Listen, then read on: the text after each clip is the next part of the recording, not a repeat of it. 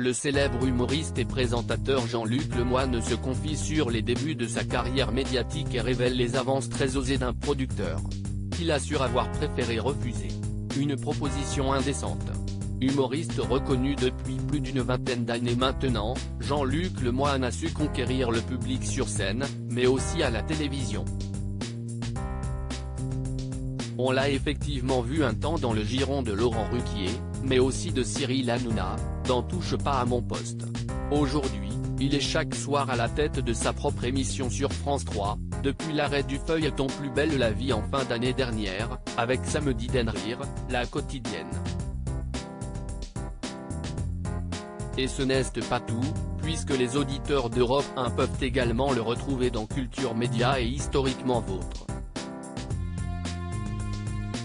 Vous n'allez pas le croire. Et si Jean-Luc Lemoyne a dû travailler d'arrache-pied pour en arriver là, il raconte qu'il aurait pu bénéficier d'un tremplin assez particulier pour connaître la gloire, un peu plus rapidement. Dans une interview accordée à Closer, cette semaine, le comédien révèle qu'un personnage influent du show business, lui a fait des avances sexuelles, vous n'allez pas le croire, mais on me l'a proposé. Quand j'ai débuté, je faisais partie d'un trio qui s'appelait Les Cauchemars.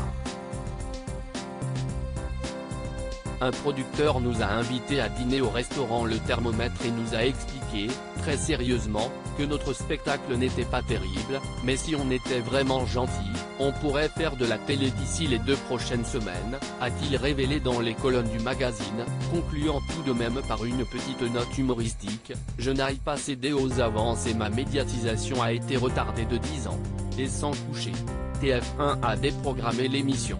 Fier d'avoir conservé son intégrité, Jean-Luc Lemoyne garde pourtant un drôle de souvenir de ce qui devait être son premier passage à la télévision. Celui qui avait prévenu ses proches qu'il allait enfin faire ses débuts sur petit écran, a vu son moment de gloire franchement gâché. Un dimanche, je leur annonce fièrement que je passerai lundi à 19 h dans la nouvelle émission de Ruquier, Les Muses. Mais le même jour, TF1 la déprogramme pour diffuser Alerte à Malibu.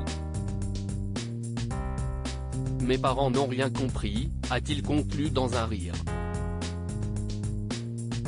À lire aussi arrêt de Plus belle la vie. Jean-Luc Lemoyne répond aux critiques des fans déçus et énervés que son émission remplace le feuilleton de France 3.